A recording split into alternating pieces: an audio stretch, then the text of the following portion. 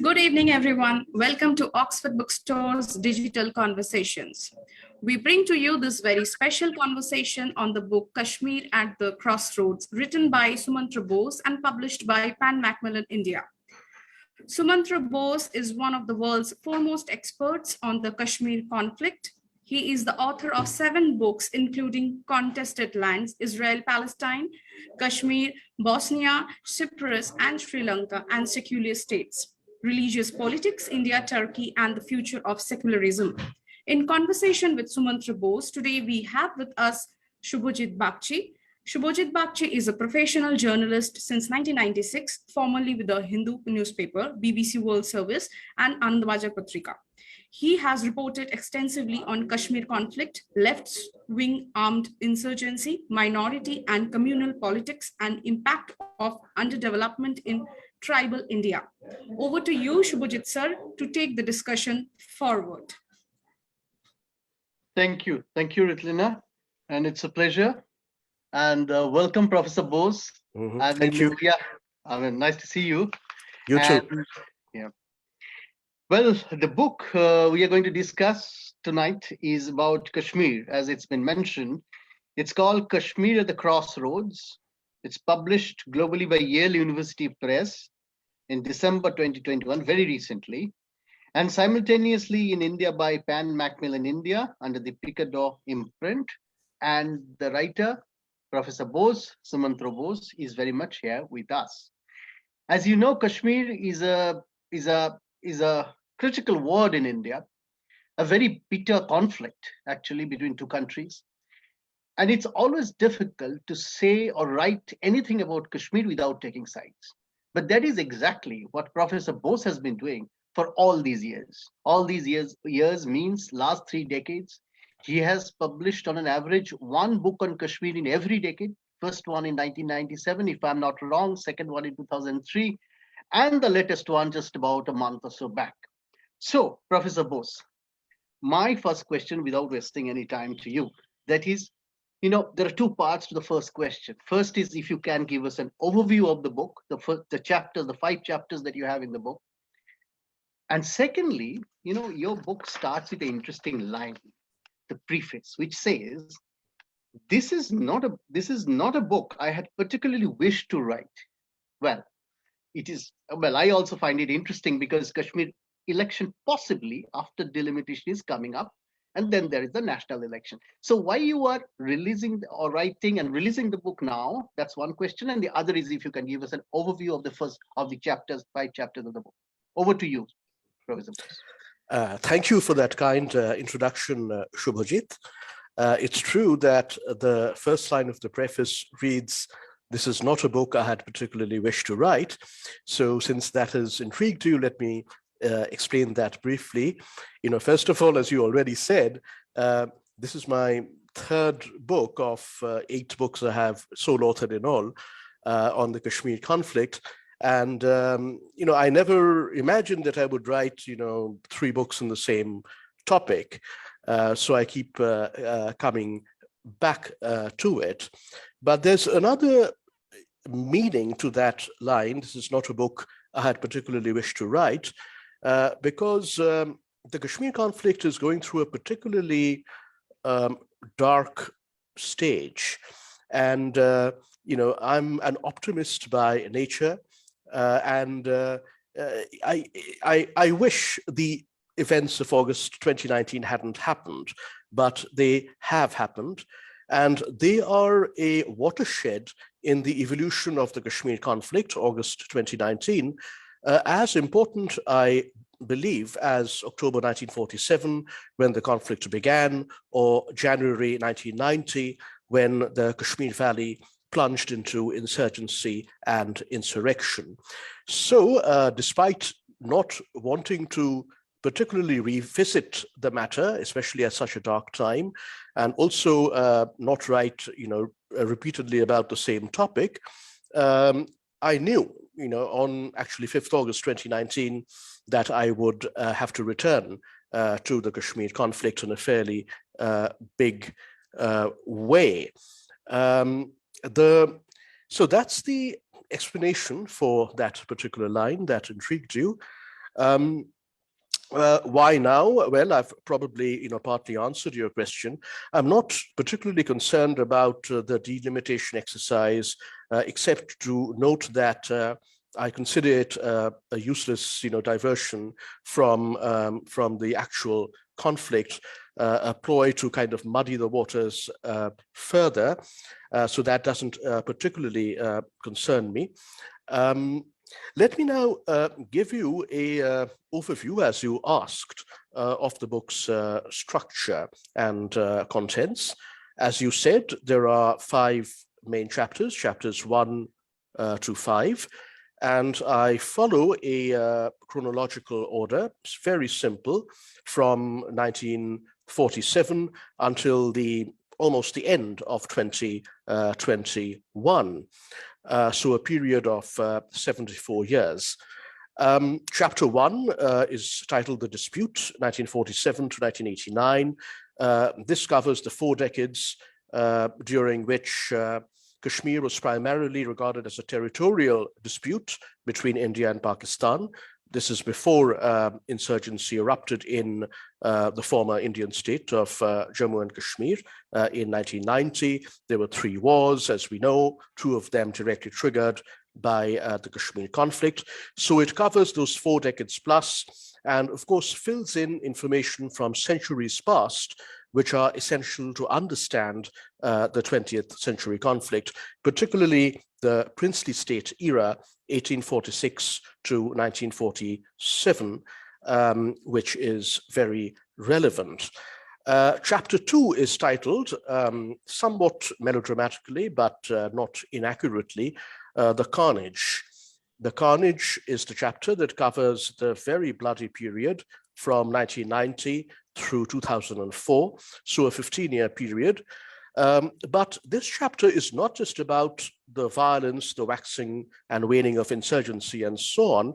I'd particularly like to highlight the attention I've given the period 1999 to 2004, when a truly roller coaster chain of events unfolded, starting with Vajpayee's bus diplomacy to Lahore, followed shortly by the Kargil War, then the Parliament terror attack of December 2001 and the ensuing crisis of 2002, then a rather unexpected thaw by late 2003, and the beginnings of a peace process over Kashmir by 2004.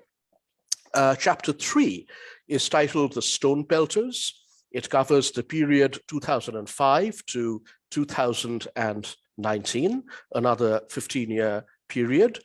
And of course, you know very well why it's titled The Stone Pelters, because this is the period in which protest in Kashmir became identified with recurrent stone pelting uprising, starting with the disturbances of 2008, but really seriously with the massive stone pelting uprising of 2010, which recurred again on a very major scale in 2016 and lasted into 2017. But once again, it's not just about stone pelting and those disturbances, as important as they are. The earlier part of this chapter pays a lot of attention to the eventually unfruitful and failed peace process of the period, say 2004, 2005, until 2007, 2008, when there was a glimmer of hope that the Kashmir conflict could be settled. And I think it's important to revisit that and also figure out for the future, why it failed, to draw some lessons from that failure. Chapter 4 is titled The Hindu Nationalist Offensive. And, that chapter title also doesn't need much elaboration, but I'll just say that I explain the ideological motivations behind the implementation of the Kashmir policy that's been underway since 5th August 2019, so for two and a half years now, the ideological roots of that.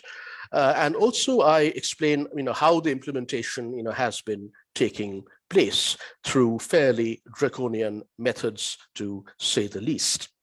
The last chapter, chapter 5, is called The 21st Century Conflict, and it addresses all aspects, all dimensions of the conflict as it is poised today at a rather delicate juncture, including the geopolitics, which now involves China in addition to India and Pakistan. So that's an overview of the book. Right. We are going to talk about that very soon. But as you said, in 2003, somewhere in the book, you mentioned that in 2003, when the last book was getting released, there was really, as you mentioned, a glimmer of hope, which you can't see right now. So, I mean, what is very exciting about the book is in about less than possibly 300 pages, you have managed to put together the entire history, and such a complex history of Kashmir, starting even before 1947, moving till 1990s, and then this period. So, I mean, what surprises me that how you managed to do that, and it's very pacey. It reads like a thriller.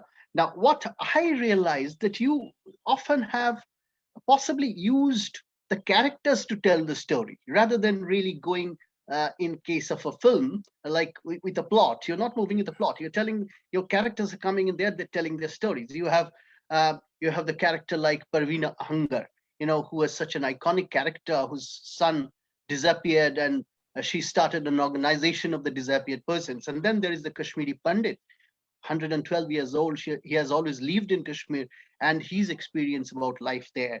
And of course, there are incidents like the Kunan Pushpura, where women were tortured in February 1991. Well, my question to you is, would you like to share, would you like to tell us about these characters, a few more, in little more detail, and how you managed to kind of bring them in, tell their stories, disappearing, a bit like as it happens in theater. And also the fact that there must be characters all these 30 years, and in fact all these 45 years you have been visiting Kashmir, there must be characters about whom you have not written. So if you could tell us about them as well. So sure. I'll talk about a few of the characters that you've mentioned. Parveena Ahangar is indeed an iconic lady. I've met her in Srinagar. For those who don't know who she is, she's a woman of little formal education. I think she was married, very early, when she was in her early to mid-teens, I believe. And very soon she had a son, Javed Ahmed Ahangar, who at the age of 17, on 18th August 1990, that is when Parveena herself was quite a young woman, just in her 30s, was taken away by security forces personnel from their home in Batamalu, which is a working class neighborhood of Srinagar. I know it quite well. And he subsequently disappeared. He was, there was a last sighting of him at a place called Pari Mahal, which is a Mughal pavilion, which had been converted at that time in the 1990s into a interrogation center. Well, Parveena ran from pillar to post to find her lost son. In 1996, thanks to her relentless efforts, the Jammu and Kashmir High Court did ask the Union government's Home Ministry, the MHA, for their permission to charge 3 officers who had been involved with Javed's disappearance. The request was made in June 1996. It had to be made because armed forces personnel are immune from prosecution because the Armed Forces Special Powers Act is in force in Jammu and Kashmir since 1990, continuously until now, and they can't be prosecuted without the prior sanction of the Union government's Home Ministry. The request was turned down, and Parveena's quest to find her lost son basically ended there after 6 years, but she channeled her personal grief into this greater cause. and became the chairperson of one of the most important rights organizations in Kashmir, the Association of Parents of Disappeared Persons. You talked about Kunan Pushpura. Kunan and Pushpura are actually two adjacent hamlets in the northern Kupwara district of the Kashmir Valley. They're in a fairly remote location. They're in the Trehgam Tehsil, not very far from the LOC, the line of control. And as you mentioned, Shubhajit, about 3 dozen local, village, women and girls ranging in age from 15 to 70 have been saying for the last 30 plus years that they were raped during a so-called, crackdown, a cordon and search operation. Why did I write several pages in that carnage chapter about Kunan Pushpura? Well, I had two reasons. First of all, to give readers an insight into what life was for ordinary people in the Kashmir Valley. These were just very ordinary villages from the early 1990s onwards for the next 15 years, at least, before it got a little bit better. But there's another reason why I spent several pages on Kunan Pushpura, and that is there was never any independent proper investigation of these allegations. And because there was never any credible, proper, independent investigation of these very serious allegations, there was obviously no question of the perpetrators, if any, being brought to justice, being held to account, although their names and identities are known. They've been known since 1991. And of course, punished after, if found guilty, after due process. Now, had that sort of investigation and judicial procedure happened, then I wouldn't have written about Kunan Pushpura in the detail that I have, because it is still an open wound as far as the people of Kashmir are concerned. Let me tell you briefly about another parent who lost he and his wife lost their 17-year-old son. Javed Ahangar died what is unfortunately likely to have been a very painful death in August 1990.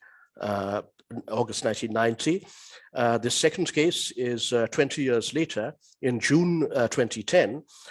It's about another 17-year-old boy called Tufail Mattu. Tufail was a resident of Srinagar. He lives in Safakadal, Rainawari, in the old city. And he was walking home, a 17-year-old high school boy, from a coaching class in the early evening, when he got caught up with stone pelting, in a stone pelting protest. He was actually not doing it himself. A fight between stone pelters and the police in Rajouri Kadal, which is a protest flashpoint in the old city. And Tufail was hit by a tear gas shell, which exploded practically on his head. He died, I think painlessly, because death was instantaneous. His skull split open and his brains, fell out on the road. It is said that there is no greater sorrow in life than losing one's child. And so I happened to meet Muhammad Ashraf Mattu, the father of Tufail, several years ago in Srinagar. We just had a quiet conversation. And but I was also interested in how he is coping with his grief. So that's briefly the tale of two 17-year-old kids. And it was Tufail Mattu's more or less accidental death, I have to say, that triggered that massive stone pelting uprising that convulsed the Kashmir Valley for 4 months, from June to September of 2010. One last word about the Kashmiri Pandit who died apparently at the age of 112. I'm not sure he was actually 112 years old, but he was clearly very old. He died in July 2020, so a year and a half ago, and in a village called Zainapura in the Shopia district in the southwestern part of the valley. And as you well know, the Shopia district is a militant hotbed. And in Zainapura, there are only 3 Pandit families left. And Mr. the Tiku family is one of them. And when he was cremated, there was a long line of mourners, long column stretching, half a kilometer or something like that, of mourners accompanying the body, in skull caps. And it's very interesting that Mr. Tiku's son, Ramesh Tiku, who owns the village pharmacy, said at the funeral that they have lived in the valley, all these decades, 3 decades of insurgency and violence, and they own the village pharmacy. They're fairly prosperous, and that no one had ever threatened them or bothered their business ever in 30 plus years, and that his father, this deceased old gentleman, was the universal Abba of all the villagers, regardless of their religion. Can you tell us maybe 1 or 2 characters? It often happens while writing that you come across characters who are very exciting, but you definitely, particularly in a place like Kashmir, but you cannot write about them. So without disclosing identity, can you tell us, maybe a police officer, maybe a militant, I don't know, can you tell us about someone you tempted to write, but you can't? Well, there are umpteen possibilities. But I've always been interested in the interactions between the security forces and the civilian population. And on one occasion, this is actually a long time ago, I came across a territorial army officer who was a volunteer officer from Hubli, I think, in Karnataka. And he was posted at a particularly dangerous time in a dangerous place in the forests of Kupwara in North Kashmir. So, I had a very, frank, discussion with him. He was very suspicious what I was doing there, but I managed to disarm, that suspicion. And then he said, would you like to see some militants who are in our custody? And I really did not want to prolong this encounter, too much. So I said that, well, it'll be dusk soon and I have to get back to Srinagar and it's a long drive. So please do let me go. Not on this occasion. And he said, fine, although I was in fact returning to a nearby town called Handwara, where I was based at a friend's house. But what struck me was the complete fear of the people whom he was dealing with at this checkpoint, because the local villagers, a bus came while he was talking to me. Everybody had to get out and so on, and I could literally see the people shivering with fear, because they knew that this relatively junior officer of the army has the power of life and death, over them. That I think is something that I took away from that particular encounter, that, although he was initially aggressive towards me, I knew there's nothing whatsoever he can do to me, but he could do anything whatsoever to the local people who were at his mercy. Right. Yeah. Shivering with fear is an interesting point that you made there, connecting with what you have written, quoting Giorgio Agamben, the political philosopher, that it's in a state of perpetual emergency, Kashmir, for all these years. Now, in that context, only 2 things I'd like to bring in. One is, and both you have mentioned in your book, one is the role of this Hindu nationalist party and the government. And since it came in power in 2014, how it has treated Kashmir, and not only that, how rest of India has reacted to it.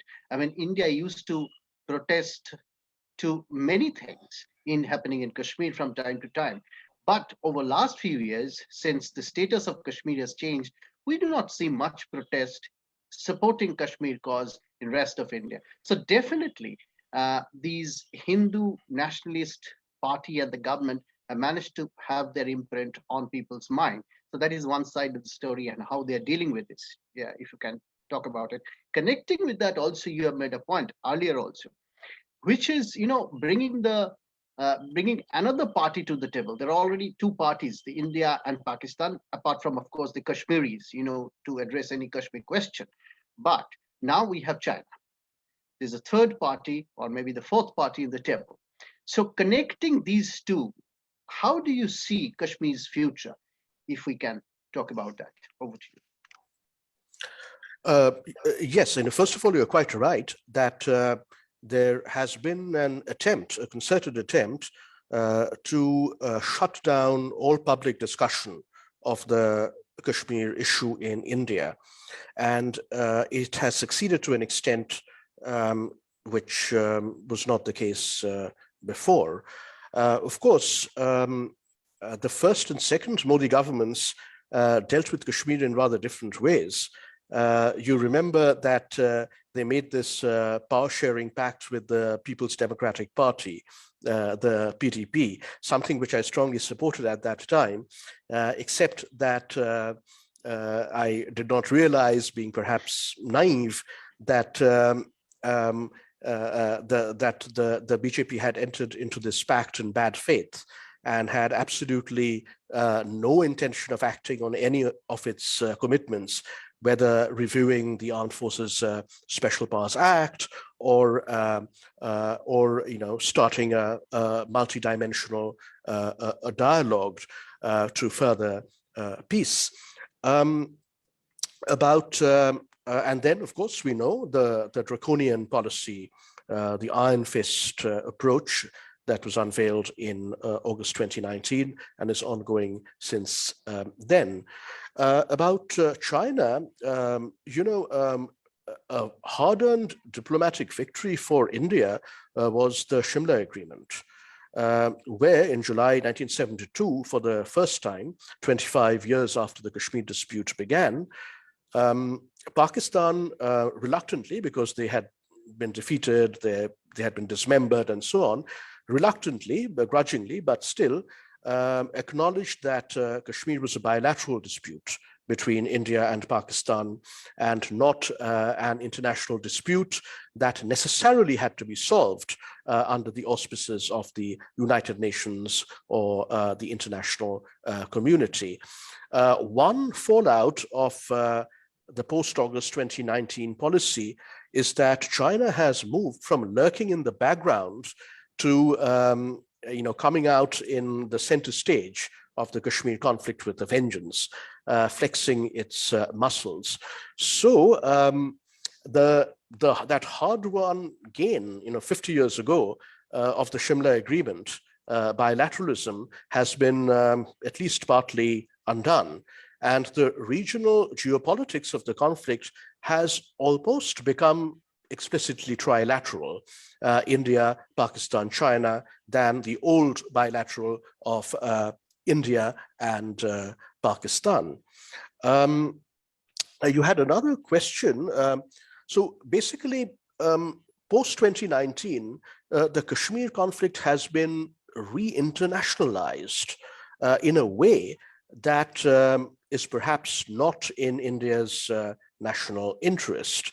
There's been renewed interest, across the world as to the very heavy-handed, almost surreal kind of repression ongoing in Jammu Kashmir, particularly in the Kashmir Valley, for the last 2.5 years. China has entered the fray, moving from the sidelines to almost the center stage. We know how militarized the eastern border of Jammu and Kashmir, well, technically of Ladakh, is. It is true that that Pakistan has not been able to do much. It has limited capacity to proactively influence the Kashmir conflict as it stands today. It doesn't really have a war option. The sub-conventional jihadist option that it has deployed for so many years is also risky and difficult at this point in time. Pakistani diplomacy has not been successful in even getting the Islamic world behind Pakistan's position. Modi has cultivated the Emiratis. Saudi Arabia is no longer Pakistan's patron that it was in an unconditional way for several decades. And of course, Pakistan has a new backer in the strongman president of Turkey, Erdogan, but that's not saying very much. And that guy is, I think, politically on his last legs as we speak. But I think generally the turn that the Kashmir conflict has taken since August 2019 is in the direction of re-internationalization. And as and when there is a big flare-up, that will come into play in an explicit way. So do you expect a flare-up? And that's been a question which has been often asked, that, Kashmir over the decades, as you have been saying the other day when we were talking, that, every decade there have been flare-ups and there have been aftershocks of those flare-ups. But as of now, since August 5, 2019, we have not seen a flare-up in a very big way in 2.5 years. So how do you read that? How do you read that? The Kashmir Valley in particular has a long history of mass uprisings in 1946, in 1953, in 1963-64, in 1990, 2008, 2010, 2016-17. So that's the historical pattern.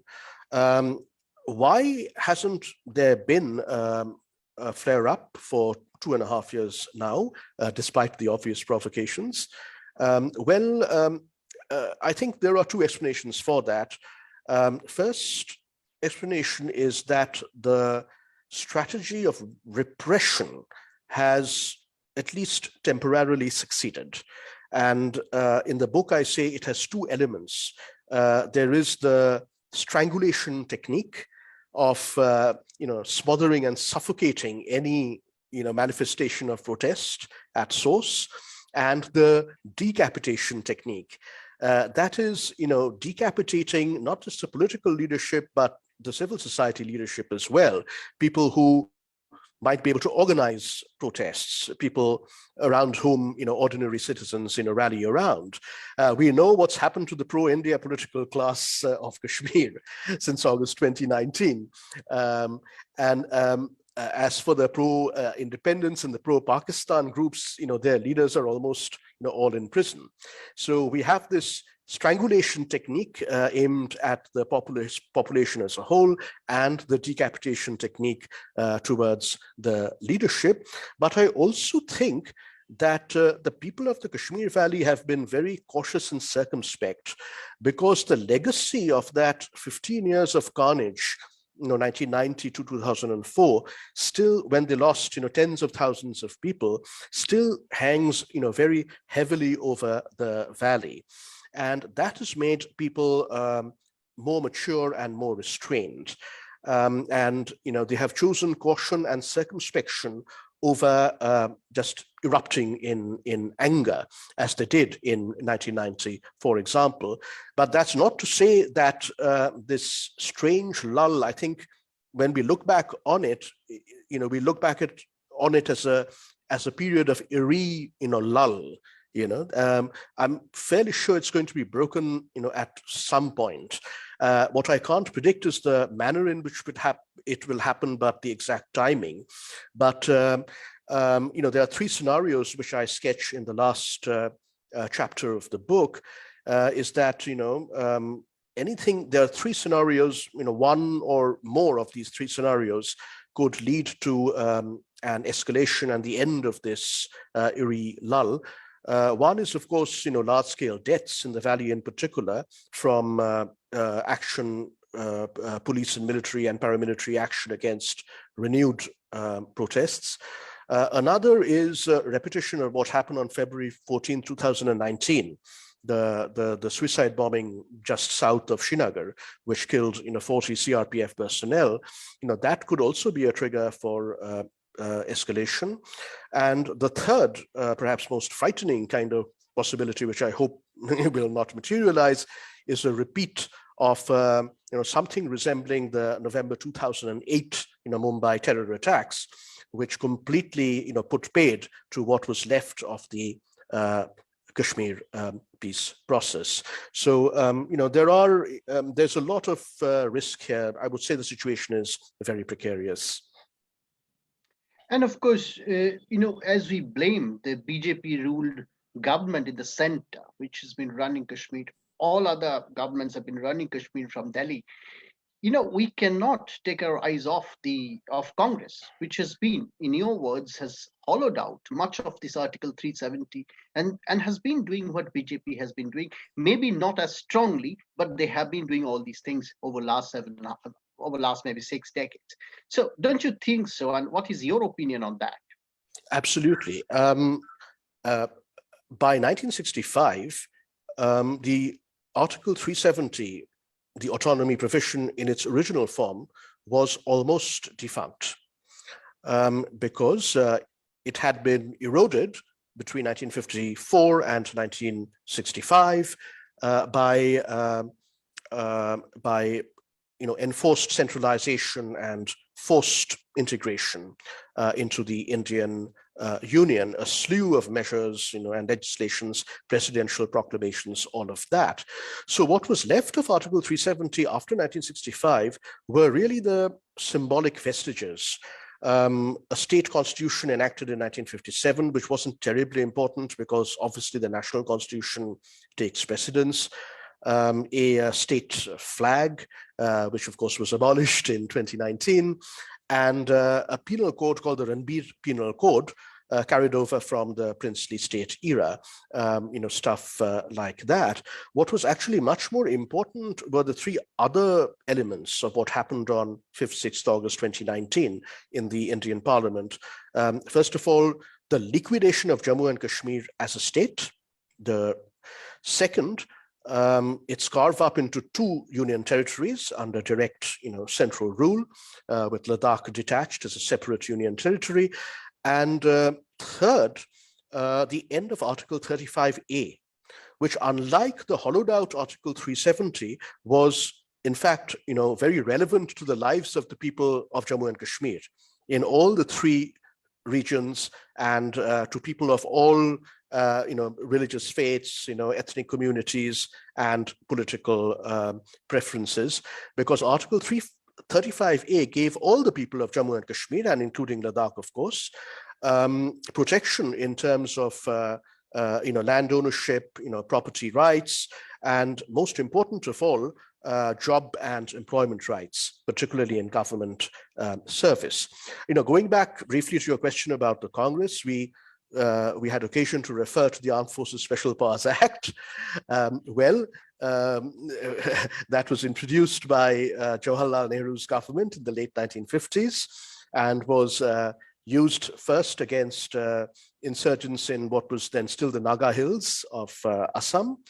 And the Armed Forces Special Powers Act of 1958, I believe, was directly descended from the Armed Forces Special Powers Ordinance of 1942, promulgated by the British to crush the Quit India uprising.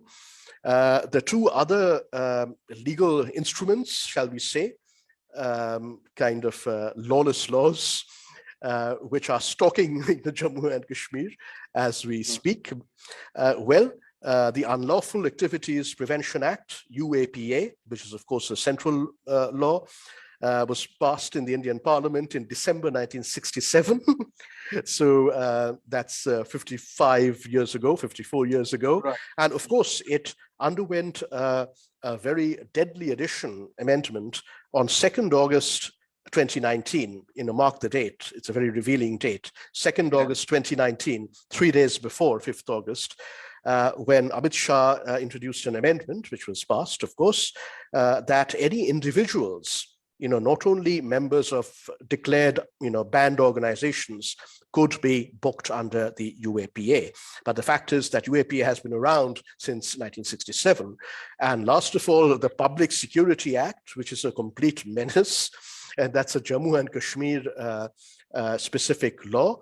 And logically, because it was a state law, it should have lapsed with the end of statehood, but it's still stalking Jammu and Kashmir as we speak.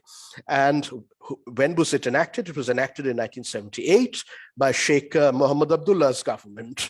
And so it was poetic justice that both Sheikh Abdullah's son and his grandson were imprisoned by the Hindu nationalist government of New Delhi under the Public Security Act in 2019-2020. Many Kashmiris saw that as poetic justice. So we have about 5 minutes to go, and we possibly have 2 or 3 quick questions. So one, of course, is, and not really quick answer, I'm expecting from you, a little elaborate one maybe, that is on your mother, Krishna Bose, the MP, and who's just recently passed away, and with whom you first visited Kashmir in 1976, of course, with your father as well, Dr. Shishir Kumar Bose. Now, she had very fond memories of Kashmir. And in fact, you have mentioned the book also that one of the insurgent leaders used to call her mummy, and such incidents. So could you just tell us a little about her and her association in Kashmir? Yeah, with Kashmir. I think this is the second last question, if I've got the sequence right. I have one more question, but anyway, we will see if we have time. Okay. Krishna Bose is my mother. She passed away suddenly at 89, just under 2 years ago. I've dedicated this book to her memory. Well, she visited Kashmir 3 times, in 1954, 1976, and 2003. And spaced visits, spaced very wide apart, but all at very interesting times. And from her memories of each of those visits, I gleaned something about the Kashmir conflict. So in March, April 1954, she was in Kashmir, and she had gone with her parents. She was not married yet. And it was something official. So although she was just a young woman, she met the installed Prime Minister of Jammu and Kashmir, as he was known, as that position was known then, Bakshi Ghulam Muhammad.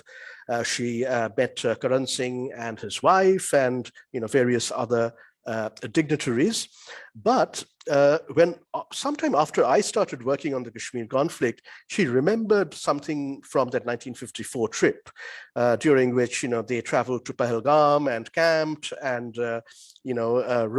tried to ride up to Amarnath, but the road was not yet open in April 54, so they had to turn back from Sheshnag and so on. This was a shikara ride in April 1954 on the Dal Lake. And she remembered that the Shikarawala bitterly criticized Bakshi Ghulam Muhammad, the installed prime minister, and sang the praises of the deposed and imprisoned prime minister, who had been removed by a coup orchestrated from New Delhi, namely Sheikh Mohammed Abdullah, who of course was then, by far the most popular political figure in the hearts and minds of the people, stalking, I've said, Kashmir's politics like Banco's ghost, even from his jail cell. In 1976, it was quite interesting. I was with her, but I was very small, and we were horse riding somewhere in the mountains above Pahalgam, and there was this poor, Ghorawala, who was with us, and she remembers he was wearing tattered clothes, and he was saying that there's so much poverty, there's so much misery, there's so much oppression, and if only one man had been around, we would not have been in this situation. And by this time, Sheikh Abdullah had fallen from his pedestal in the eyes of the valley's people. So my mother wondered who it was, 1976, and she asked him who. And this poor Ghorawala with his tattered clothes said, Netaji Subhash Chandra Bose. So this was quite an interesting moment. And of course, later I came to know that Netaji is revered in Jammu and Kashmir among all communities, but overwhelmingly so in the Kashmir Valley. The final visit was in 2003 when she was serving her 3rd term as member of the Lok Sabha from West Bengal. And she was the chair of the Parliamentary Standing Committee on External Affairs. And she led a delegation of that committee on an extensive tour of all three regions, the Jammu region, the Kashmir Valley, and Ladakh. And when they were in Srinagar, of course, she and the other members of the delegation called on Mufti Muhammad Saeed, who was the chief minister at that time. This was in June 2003, and they had lunch together at his residence and had a discussion. And then for dinner, she went to the residence of another, Kashmiri political figure, Muhammad Yasin Malik, leader of the Jammu Kashmir Liberation Front, and when she entered, his neighborhood, which is a very restive neighborhood of Srinagar, Mesuma, and the women of the neighborhood had all gathered together and showered her with akhrots, which is a traditional way of welcoming an honored guest. So she was showered with kind of walnuts. But I think that's a lesson in how to go about building peace in Kashmir. You have lunch with the pro-India Chief Minister of Jammu and Kashmir. You have dinner at the home of the most prominent pro-independence political leader of Kashmir. That's a very important point. Of course, you have mentioned Netaji Subhash Chandra Bose, your grand uncle, and he has been so much revered in Kashmir. Sayyid Ali Shah Gilani's letter also to the government of India, you have mentioned, I think government of India. Anyway, mentioning Netaji Subhash Chandra Bose. Well, we have time for one last quick question. That is 3 books in 3 decades. Are we going to see a season 4 on Kashmir from you? I'm neither a politician nor a soldier, so my only weapon is my pen, or rather the computer keyboard. Shubhajit, if there is a 4th book, I hope it will be a very different book, because I would love to write a 4th book on the Kashmir conflict, since it's turned out to be a more or less lifelong engagement of mine. So I don't see myself, giving it up while the conflict persists and while people suffer. But I would like to write a book with a happy ending. And I would love to write a book, describing the peace process that leads to an honorable and viable settlement of the Kashmir conflict. We are at the moment in a dark tunnel with not even a glimmer of light at the end of it. So even in the very best case scenario, that will take a while to materialize. I foresee a tumultuous 2020s this decade for the Kashmir conflict. And I very much fear, as I've said, that it'll get worse before it gets better. But I have a cautious hope that it will get better after getting worse initially. And so maybe by the end of this decade, Shubhajit, I might be able to write that season 4 with its happy ending. There's nothing I'd like more to do. A Kashmir story with a happy ending. Exactly, a Kashmir story with a happy ending.